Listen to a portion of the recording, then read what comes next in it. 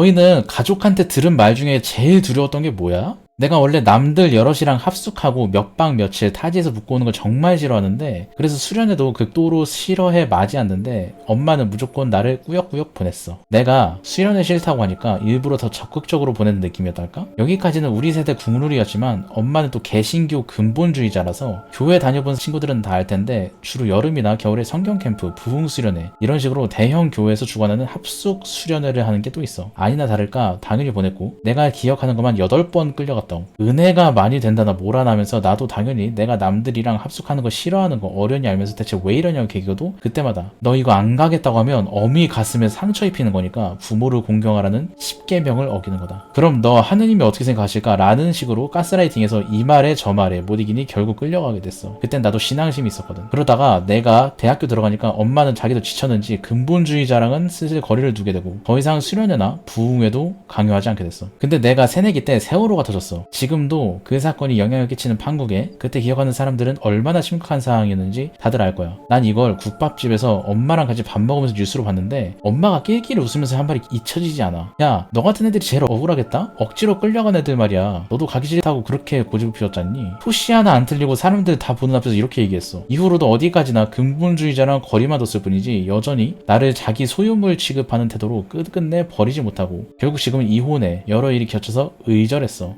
순교를 강요당한 썰. 얼마 전에 이런 일이 있었다고. 그러니까 방금 본 글 예상의 호응을 얻었어. 적지 않은 호응은 자세한 이야기를 원하는 반응으로도 느껴졌고 또 댓글로도 그러한 의견이 있어 구체적인 썰은 풀긴 풀어야겠다고 생각했어. 나도 뭐 이런 자리 아니면 이 얘기를 어디 가서 풀겠니? 나야 속 시원하고 좋지. 하지만 아무래도 그 이야기들 중 하나가 자칫하면 정치 떡밥으로 빠지기 쉬운 소재가 얽혀 있었고 그렇다고 그 소재를 빼버리면 전후 맥락이 안 이어져서 썰을 푸는 의미가 없어져서 많이 고민했어. 고민 끝에 일단 정떡과 무관한 경험 먼저 적고 나중에 좀 더 생각해보면 올려볼게. 그리고 들어가기 전에 난 이제 신앙심을 완전히 저버린 무신론자라는 점을 숙지해줬으면 해. 이런 썰을 풀 때마다 꼭 그런 건 진정한 기독교가 아니라면서 전도시전하는 눈치 없는 인간들 꼬이는데 이미 나는 근본주의 외에도 온건파나 진보파 쪽에서도 더러운 꼴을 많이 봐서 믿어줄 생각 1도 없으니까 돌아가. 개신교가 됐던 천주교가 됐던 기독교라고 하면 아주 학을 떼버리니까 꾸역꾸역 찾아와서 전도할 생각 일랑 접고 불쾌하겠다 싶으면 그냥 뒤로 가기 누를 것을 정중히 부탁할게. 서론이 약간 기니까 이해해줘. 내가 본격적으로 개신교 신앙생활을 하게 된 건 초등학교 5학년 때부터야. 정확히 말하면 어려서부터 교회에서 운영하는 유치원인 선교원을 다녔고 그때부터 신앙심이 깊진 않아도 최소한 종교계와 비종교계가 충돌하면 무조건 종교계 편을 드는 분명한 개신교인이긴 했어. 선교원을 보낸 게 엄마인데 엄마는 사실상 세속주의자라서 가끔은 나를 선교원에 보낸 걸 후회할 정도로 내 신앙을 탐탁지 않아 했어. 가령 어릴 때 누구랑 시비 붙었을 때 맞서 싸우면 하느님이 싫어하실까봐 그냥 맞고 돌아오는 일이 다반사였는데 이런 일이 있을 때마다 교회를 괜히 보냈다고 울분을 토할 정도였지. 그러던 중 내가 초등학교 5학년이 되던 해 여름 엄마가 불현듯 뭔가에 꽂힌 건지 갑자기 나더러 교회에 가자는 거야. 심지어 내가 원래 다니던 교회도 아니고 다른 구에 있는 생전 처음 보는 개척교회였어. 이상한 건 나를 대하는 엄마의 태도가 마치 이전까지 복음에 대해서 전혀 듣도 보도 못한 미전도 종족을 대하는 듯한 태도였어. 그리고 이때부터 엄마가 나한테 이것저것 강요하는 게 늘어나기 시작했어. 주일 예배 오전만 참석하지 말고 점심 무조건 거기서 먹고 오후 예배까지 참석해라. 수요 금요 예배까지 빠짐없이 참석해라. 식사 전엔 반드시 기도를 해라. 반 친구들 전원에게 전도를 해라. 용돈을 타면 10분의 1을 반드시 하느님께 바쳐라. 이번에 교회에서 주관하는 여름 성경 캠프 등록해놨으니 굶소리 말고 갔다 와라. 하느님보다 우선순위를 두면 안 되므로 너가 그린 그림과 아끼는 유희왕 카드를 모두 버려라.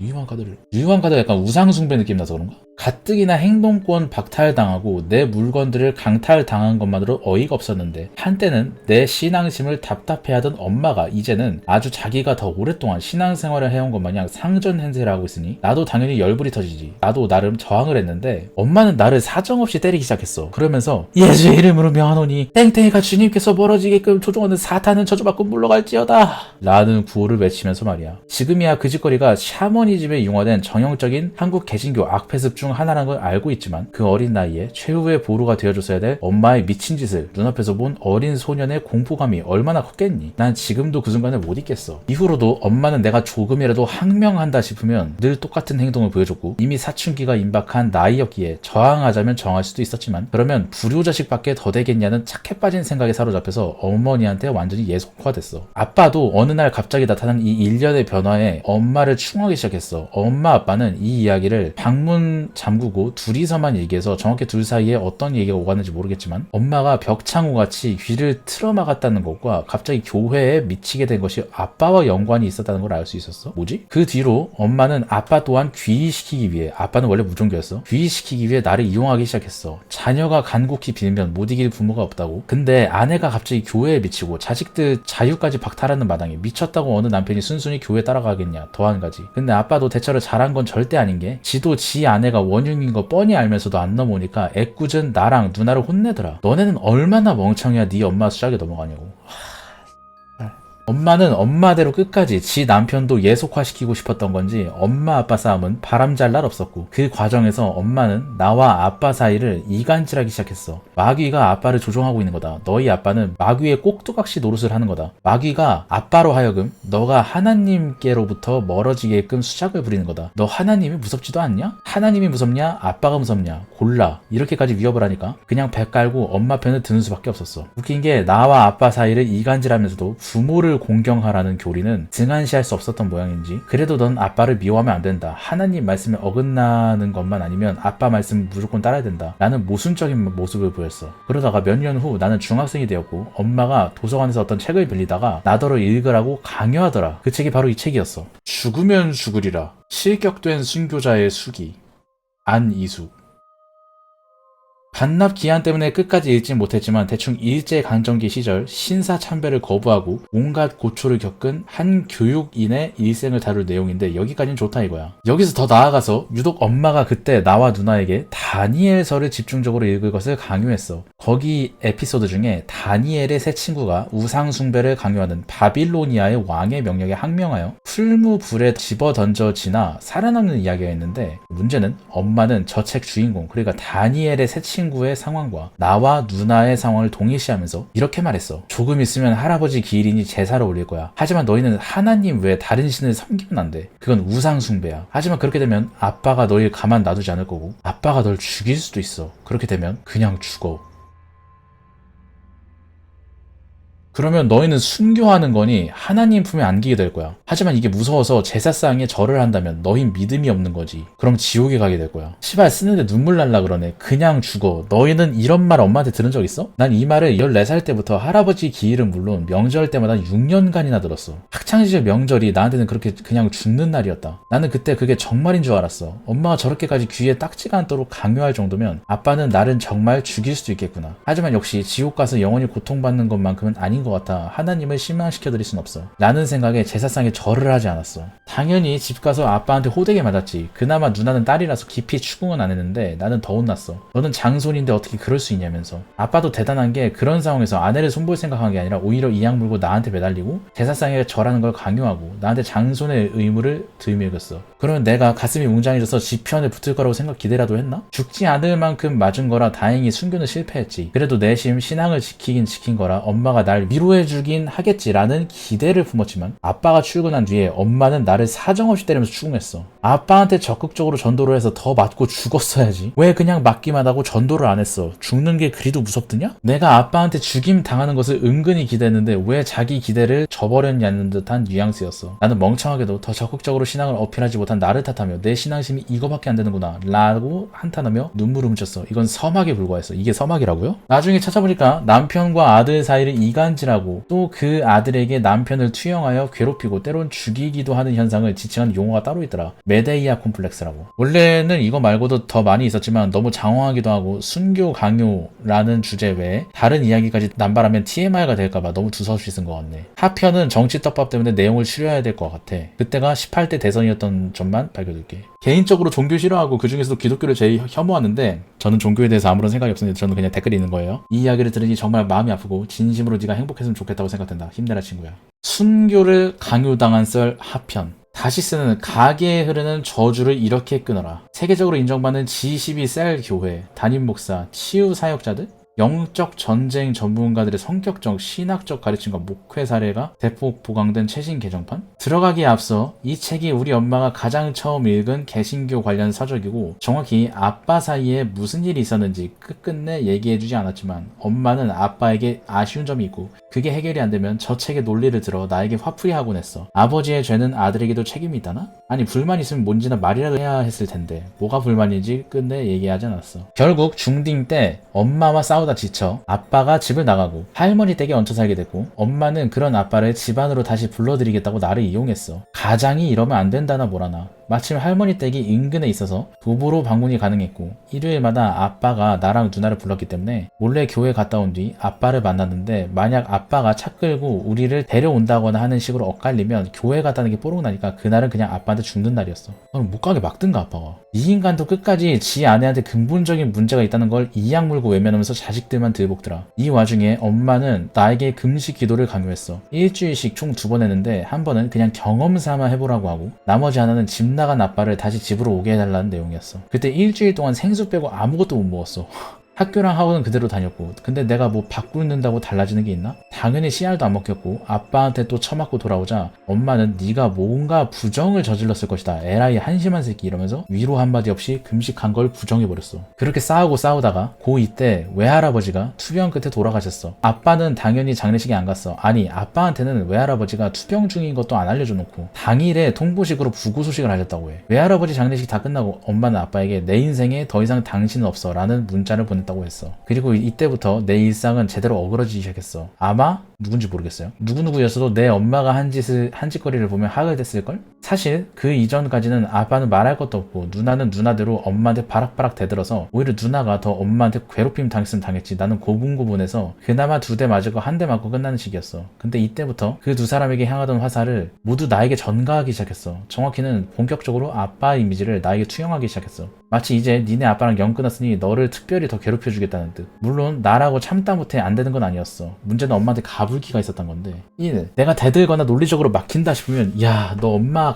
가슴 아프게 만드네 시전함. 2. 엄마 가슴 아프게 만들었으니까 넌 불효를 저지른 거고 십계명을 어긴 거다. 엄마를 사랑하지 않는 거다. 3. 엄마를 사랑하지 않는 놈이 하나님을 사랑해? 웃기지 말라 그래. 너 그러다 지옥 가?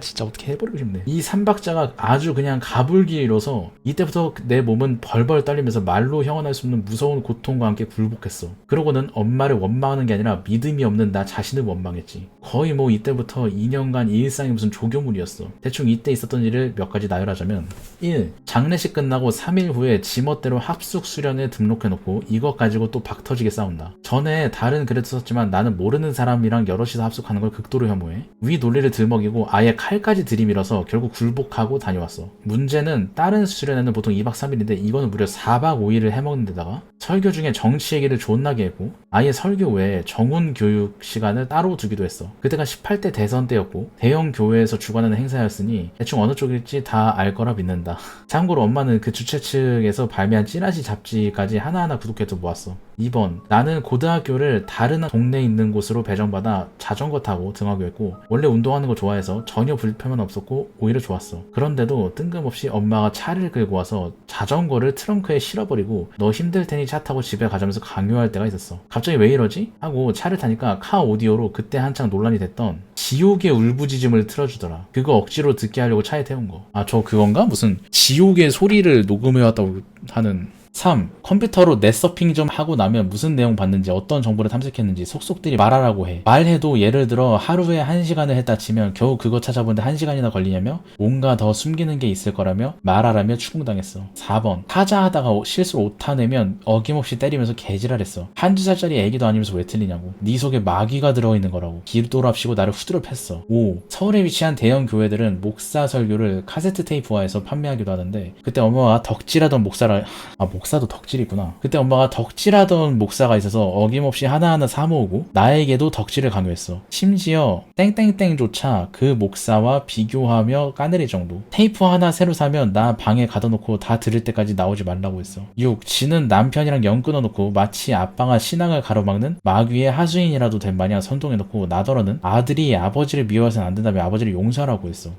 년이 지가 가정 파탄내놓고 지 잘못은 하나도 몰라. 책임 회피하는 게 아니라 진지하게 자기가 뭘 잘못했는지 이해를 못하는 눈치였어. 7. 사실 나랑 누나, 엄마는 아빠 추적 어렵게끔 하려고 제각기 다른 교회를 다녔는데 엄마는 상편에서 말한 그 교회에 계속 다녔고 나랑 누나는 동네에 있는 각각 다른 교회를 다녔어. 문제는 엄마가 이거를 존나 안 입고 와해서 매일같이 온 가족이 다 다른 교회를 다니면 어떡하냐. 니들이 다니는 교회의 믿음은 믿음도 아니다. 니들 다 지가 다니는 교회로 옮기라고 으름장을 놨어. 문제는 그 교회는 다른 동네도 아니고 다른 구에 있어서 다니기도 힘들었어. 당연히 누나랑 나는 엄마랑 이것 때문에 매일같이 박터지게 싸우고 특히 누나가 바락바락 기어오르니까 포기해버리고 나라도 먹어야겠다는 듯이 누나에게 향하던 강요를 이제 모두 나에게 전가해버렸어. 이 말 저 말에 못 이겨 결국 교회를 옮겼는데 웃긴 건 내가 옮기기 전 동네 교회도 근본주의였고 청소년 부사역 전도사가 아이돌 덕질은 우상 숭배라느니 강남 스타일 음모론이나 씨부리고 지가 부산통을 휘어잡고 다니던 깡패였다고 우기던 허언증 환자였어. 키는 150 좀 넘었나? 교회를 옮겼는데 그나마 원래 다니던 데는 학생들이 대부분이라서 분위기가 구리진 않았는데 여긴 위치 자체가 좀 흑동네였던 데다가 주변에 학교도 몇 없거니와 너무 멀어서 젊은 사람이 거의 없고 청소년은 나 포함 3명뿐이었어. 심지어 걔 중 하나는 아마 나처럼 반강제로 끌려왔을 거기 신도 딸이었고 나머지 하나는 부모가 그렇게 강요하지 않는지 오후 예배만 짤막하게 올리고 땡쳤어. 당연히 하도 교회에 젊은 사람이 없다 보니 이런저런 잡일이나 무료 봉사에 무조건 투입됐어. 이것 때문에 목사가 나 데려오려고 강요한 게 아닌가 싶을 정도. 9. 교회를 오전 예배만 드리는 게 아니라 점심을 반드시 거기서 먹고 오후 예배나 쉬는 시간까지 다 남아있게 했어. 내가 중간에 럼 못 친 이유가 아까 말했듯이 다른 구에 있어서 엄마 차 없으면 갈 수가 없었거든. 나 갈 때까지 계속 여기 남아있어 이거지. 심지어 나중에 가니까 새벽 기도회까지 참석 강요받았어. 새벽 4시에 일어나서 엄마 차 타고 그 교회에 끌려가서 예배드리고 기도하고 귀가하고 밥 먹고 학교 갔다. 고3 때? 한 번은 내가 도저히 못 참고 뭔 생각을 했는지 그 교회에서 집까지 걸어서 귀가했어. 1시간 반쯤 걸렸나? 집 도착하고 얼마 안 있다가 엄마가 씩씩 들어오면서 예수님은 네 죄 때문에 그 치욕을 참으면서 십자가에 매달리셨는데 너는 오후 예배 하나 드리는 게 힘들어서 집에 벌써 오냐. 넌 예수님을 사랑하지 않는 위선자라면서 쳐맞았어. 10. 범사의 기뻐함을 강요받았어. 쉽게 말해 기쁨 외에 감정을 허락하지 않았다고. 나중 가면 아예 조금만 찡그리거나 침울해져도 개지랄하더라. 오직 예배드리거나 기도할 때만 눈물 흘리는 게 허락됐어. 11. 당연히 성적으로도 폐쇄적이라서 연애는 꿈도 못 꿨고 여자 연예인 덕질 꿈도 못 꿨어. 닉네임에 적힌 분도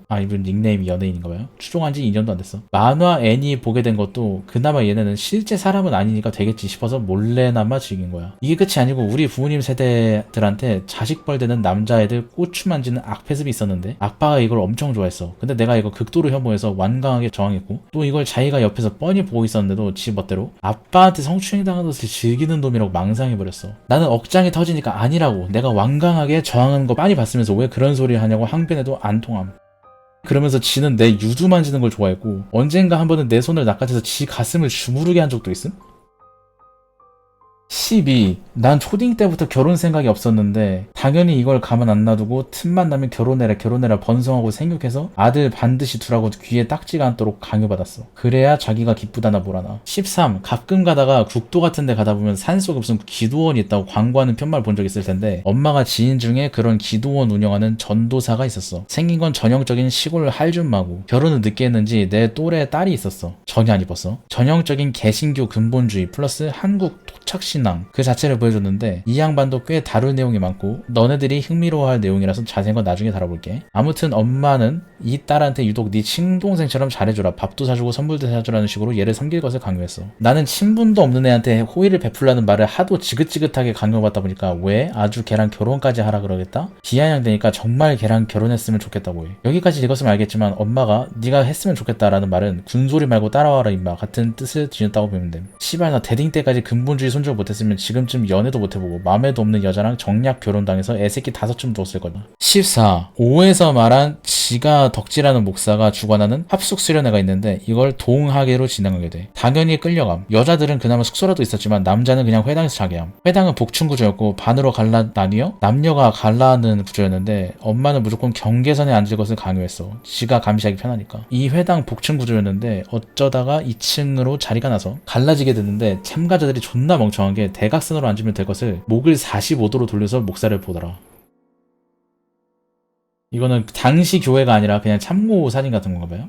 다 그러고 앉아있으니까 나만 대각선으로 앉을 수 없잖아. 나도 그렇게 보다가 목이 너무 아파서 잠깐 정면을 보고 목을 비틀었는데 와 씨발 저편 여자 측 좌석에서 엄마가 나 눈 부릅뜨고 쳐다보고 있더라. 내가 거기 있는 줄 어떻게 알았는지. 얼른 다시 고개 돌리고 설교에 집중하는데 끝나자마자 나 쫓아와서 왜 고개 돌리냐고 한 말씀이라도 놓치지 말아야 되는데 왜 그러냐고 집요하게 개지랄했어. 그 와중에 목 딱 한 번만 틀었는데 존나 자주 틀었다고 바락바락 우겼어. 15. 1에서 얘기했지만 당신은 18대 대선 전후였고 이때 후보들끼리 서로를 공격하는 카드로 들고 온 것 중 하나가 대북관이었어. 자연히 사회의 주된 이슈로 전이되었고 이는 교회, 특히 대형 교회 목사들 설교에 아주 노골적으로 스며들게 됐어. 이 당시 대형 교회들 위주로 잘못하면 나라가 북한에 먹게 생겼네. 젊은이들이 정신을 차려야 되네. 북한 주민들도 하느님을 알아야 되네. 모내하면서 설교 중에 북한 얘기를 그렇게 자주 했어. 또 가끔 그런 목사들 중에 자기가 대북 선교사이고 인민군한테 걸려서 모진 고문을 겪다가 간신히 탈출했다는 말도 안 되는 뻥카를 일삼는 허언증 환자도 있었어. 엄마가 이걸 또 어디서 들었는지 중딩 때 이후로 다시 순교를 강요받았어. 예수의 제자들이 요한 빼고 다 전도하다가 순교했고 지금도 수많은 사람들이 예수의 말씀을 전하다가 죽어나갔는데 그 사람들은 어디 바보라서 그러는 줄 아냐. 너도 믿음 있으면 저 목사처럼 북한이든 아프리카든 이슬람권이든 가서 전도를 해라. 그리고 죽어라. 그리고 죽으면 내가 하느님께 감사드리겠다. 하지만 네가 죽기 싫다고 하면 너는 믿음이 없는데 있는 척하는 위선자인 거다. 이 얘기를 1시간 동안 들었는데 이미 중학교 때부터 8년에 걸친 조교 끝에 내 멘탈은 털릴대로 털린 걸레짝이었고 몇 번 항변하다가 다 포기하고 그래 그냥 어디든 가서 선교하다가 맞아 죽겠다라고 자포자기한 듯 말하니까 갑자기 미친년이 깔깔깔깔 웃더니 나를 삿대질하더라. 그러더니 뭐 순교? 믿음도 없는 새끼가 감히 순교를 해? 야 넌 지금 믿음이 그냥 가라 믿음이라서 지금 죽으면 너 100% 지옥 가. 어딜 감히 12사도들이랑 네 믿음에 같은 무게를 두니? 말 그대로야. 진짜로 이렇게 얘기했어. 여튼 이 적은 거 말고도 많은데 너무 장황해질까봐 추리고 추린 추한 엄마와의 종교 생활은 굉장히 뜬금없이 끝맺게 됐어. 나 수능 칠 때쯤에 엄마가 다른 목사를 알게 됐어. 그때 이미 고인이었고 진보까진 아니어도 근본주의자랑은 거리를 두는 편이었는데 이 목사가 맨 위에서 언급한 저 책을 저격하면서 비판했어. 그게 나름 근본주의 생활하면서 피곤했던 부분을 시원하게 긁어줬는지 엄마는 이 목사에게 감화되어 이 목사를 덕질하게 됐어. 당연히 나 방 안에 가둬두고 그 목사 설교 테이프 다 들을 때까지 못 나오게 시켰어. 이후로 엄마는 그 전에 덕질하던 근본주의 목사 관련 굿즈랑 서적은 다 갖다 버리고 나 대입할 때쯤 되니까 완전히 나의 종교관에 대해서 손을 놔버리다시피 했어. 그런데 그 순간에도 엄마는 나에게 미안하단 말을 한마디도 안 했어. 나중에 그때 나한테 왜 그러냐고 추궁하니까 궁색하게 한다는 말이 그때 엄마가 너무 나태하게 살았기 때문에 하나님께서 엄마가 가장 사랑하는 너에게 고난을 주심으로 경고하신 거다.